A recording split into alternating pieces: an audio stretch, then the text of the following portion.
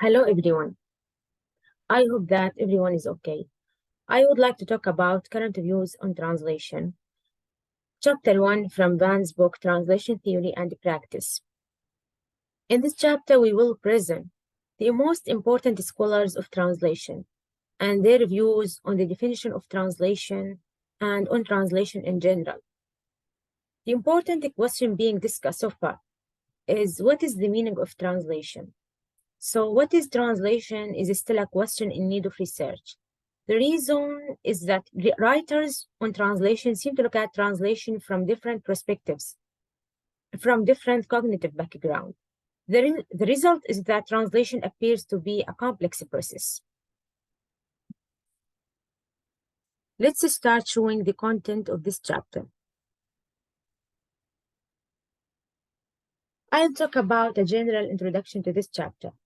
After that, I'll show you each scholar and their views on translation, starting with Nida, Catford, Hatem and Mason, Bill Wells, and the summary of this chapter.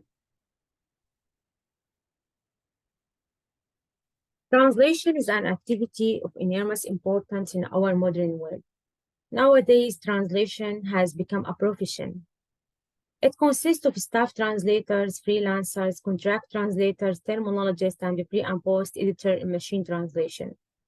The format of translation has partly moved away from books to reports, contracts, brochures, journals and magazines, instructions, and advertisements. Its topics range from literature to every type of information with a great emphasis to science and technology.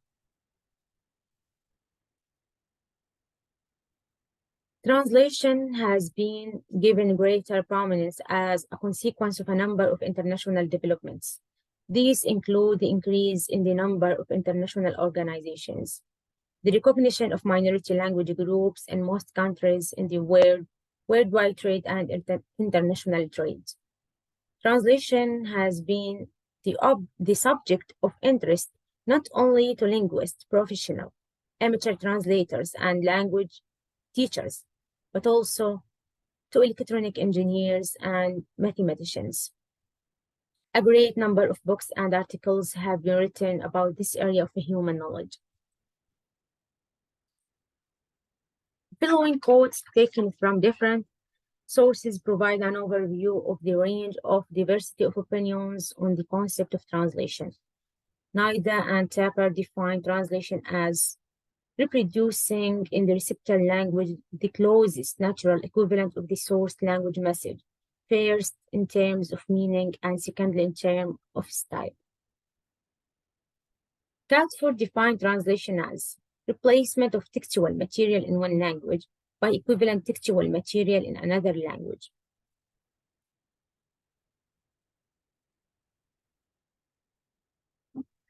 Translation is the replacement of a representation of a text in one language by a representation of another equivalent text in a second language. Bill defined translation as the expression in another language of what has been expressed in another, preserving semantic and stylistic equivalences. Translation is a procedure which leads from a written source language text to an optimally equivalent target language text, and which requires the syntactic, semantic, stylistic, and text pragmatic comprehension by the translator of the original text. Translation is the process of conveying message across linguistic and cultural barriers. Is an eminently communicative activity, one whose use will be considered in a wider range of teaching situations than may currently be the case.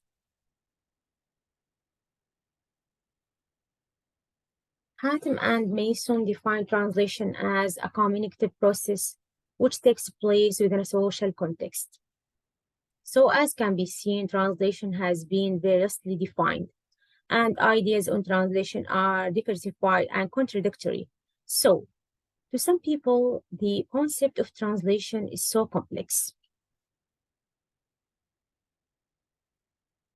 Therefore, in this chapter, we will try to selectively reviewing briefly the ideas on translation, as put forward by some of the most prominent translation theorists. Among the various scholars who have studied translation, 5 are representative: Nida, Catford, Wells, Hatem and Mason, and Bill.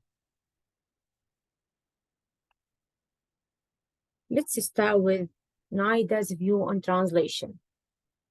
Nida is not only a famous linguist, but also a famous translation theorist and a practitioner.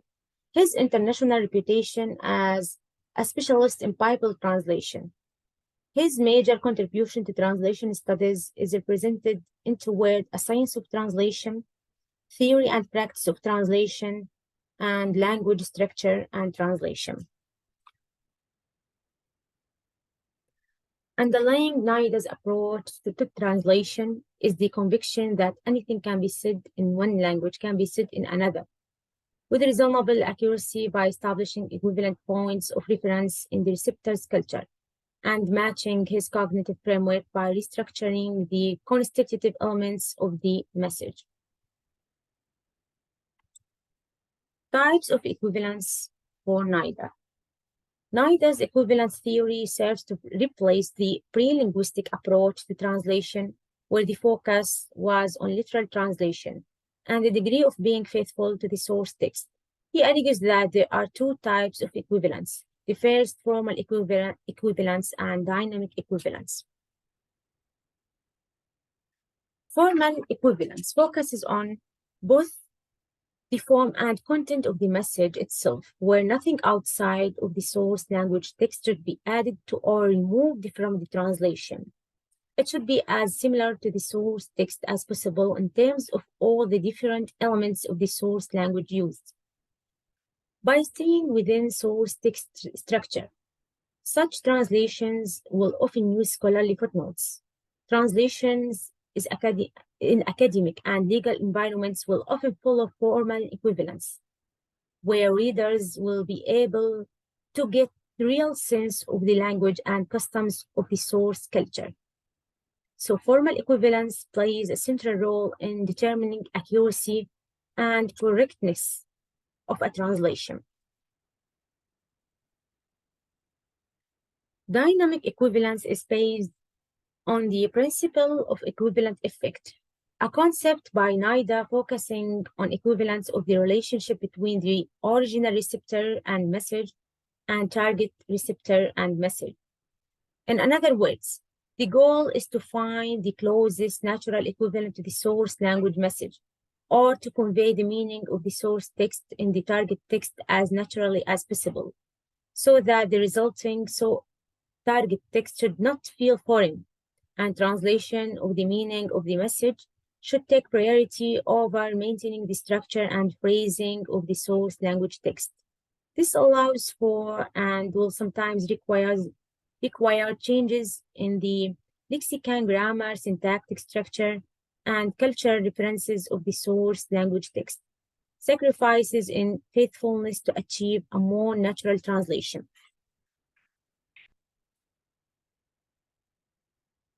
Nida says the translator actually goes through a 3-stage process: analysis, transfer, and restructuring.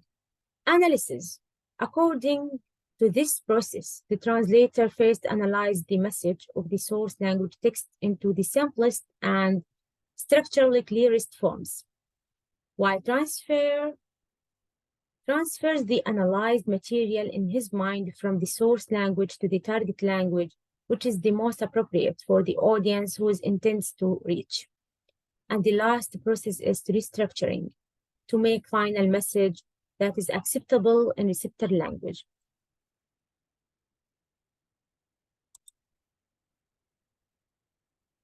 Nida sets forth the differences in translation, as he would account for it within 3 basic factors.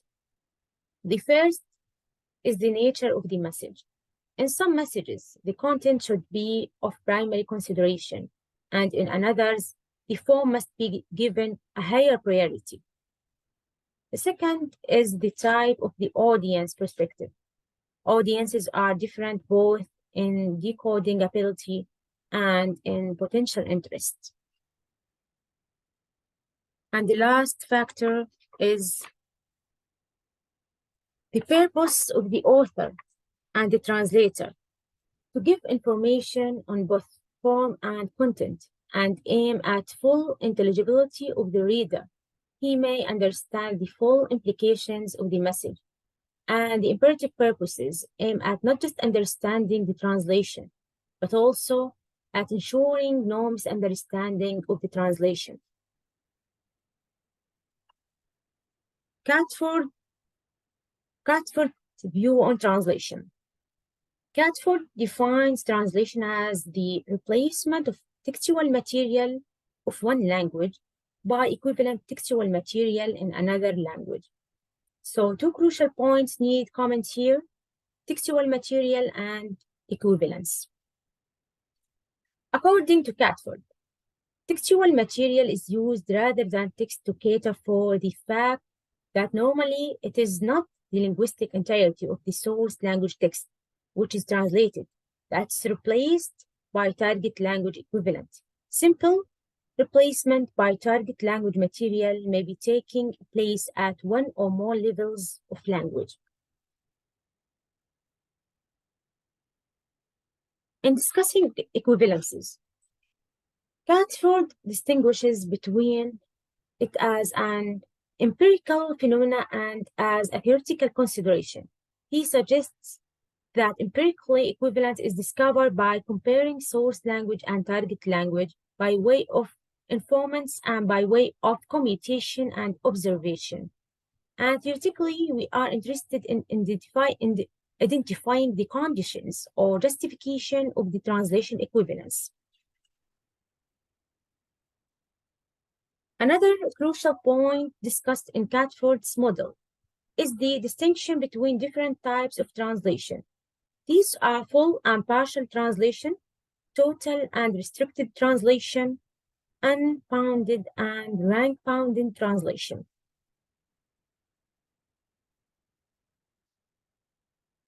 Full translation refers to the translation of a whole text, while partial translation refers to the translation of only part of the text.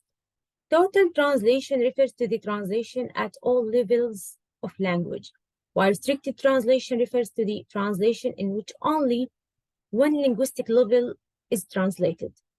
Unbounded translation means the translation which involves translation shifts of the source language and target language equivalences, ranked up and down this rank scale, whereas rank-bounded translation consists of a deliberate selection of translation equivalents at corresponding levels. Hatem and Mason views on translation. Underlying Hatem and Mason approach to translation is the idea that translating is a process. They define translating as a communicative process which takes place within a social context and see the role of translator as a mediator between a source language text and its author and the target language reader. Hatem and Mason clearly bring out the fact that translators do not translate words, phrases, or even sentence, but they translate text. According to Hatem and Mason, to achieve this goal, the translator must go beyond words and their combinations to what lies behind them. What seems to be theoretically crucial is that translation theory is finally taking account of pragmatics.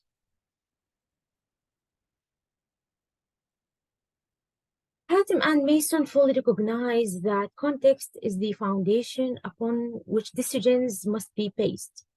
For Hatem and Mason, context is the extra-textual environment which exerts a determining influence on language. Discussing the importance of the pragmatics to translation process, Hatem and Mason claim that translation choice must be based on maintaining the pragmatic linguistic effect of the text. For Hatem and Mason, cultural context is an important factor in determining structural arrangement.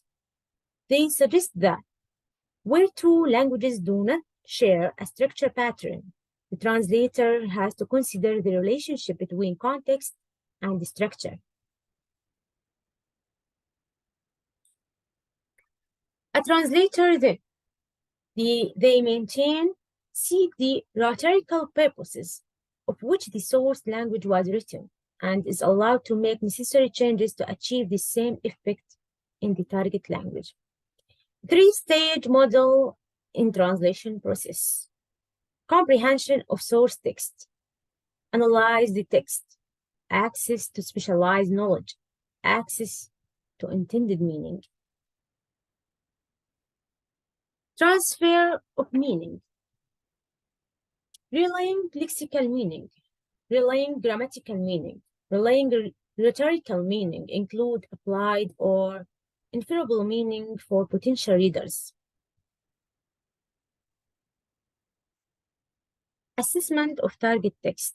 Readability, conforming to generic and discursive target language convention, judging adequacy of translation for specified purpose. Bill Review on Translation. Bill's book covers a great number of both theoretical and practical issues of translation, such as translation theory, translators' knowledge and skills, word meaning, sentence meaning, discourse meaning, and so on. Bill's definition of translation is the expression in another language of what has been expressed in another source language, preserving semantic and stylistic equivalences. He focused on three major points. He focused on model, meaning, and memory. In the first part, focus on model is a general introduction to the nature of translation, and also it presents an outline for translation. It highlights the fundamental aspects of translation. Model questions the ability of the translator, the skills and technique that the translator should follow while translating, and the manner in which the translator can establish him in translation. And lastly, the integration of the translator in finding the meaning of the related text is emphasized in model. The second part focuses on meaning. Bill sets traditional word meaning, sentence meaning, semantic sense, and communicative value within a systematic functional model language, and links them with text discourse, emphasizing the importance of semantic sense to translation. In the third part, a focus on memory concentrates on two fundamental aspects of information, memory and knowledge, which are of great importance to any understanding of the translation process. Bill analyzed in some detail the knowledge and skills text processors possess, which allow them to investigate meaning through text and show how communicators activate the knowledge and skills they have to analyze and synthesize text. And the last, Will's view on translation. Will's area of interest in translation theory is rather wide, covering many issues, including machine translation. From his books and articles, it seems that he has a particular interest in translating text, which belong to the domain of language for specific purposes. In the book entitled The Science of Translation, and the article entitled Translation Equivalence, Wills discusses a number of issues, such as the process of translation, translation equivalences, and links between text, linguistics, and translation, and issues of translator training.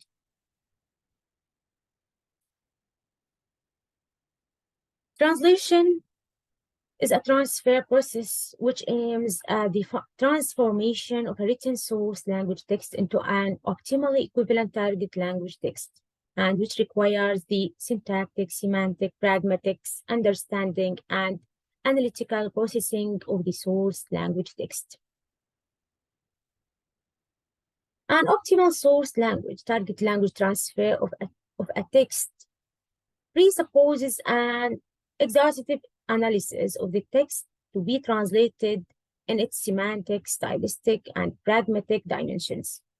The translation linguistic, therefore, in order to help the translator student to fully exploit her text analytical capabilities, must develop procedures for a text linguistically sound factorization of the source language text and objectify the translation from the source language to the target language.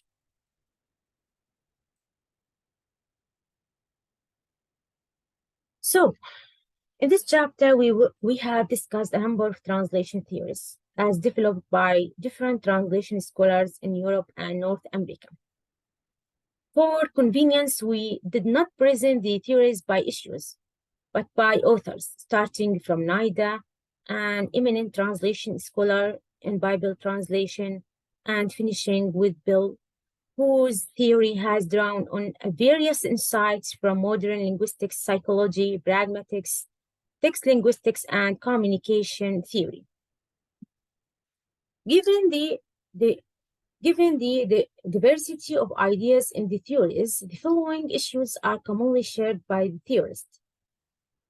Context and context are important factors in determining not only the meaning of the source language text, but also the structural arrangement of the target language text. Meaning is the key issue in translation, depending on the text of type, or depending on type of text, sorry. The ultimate goal of translation can be communicative or idiomatic. Grammatical analysis of the source language text is important. The intention of the text writer is an important factor that should be taken into consideration in the translating process. Equivalences is the key concept in translation. Translation shifts is possible in all kinds of translation. Target readership should be an important factor for determining the legitimacy of translated text. So that's it, and thank you for your attention.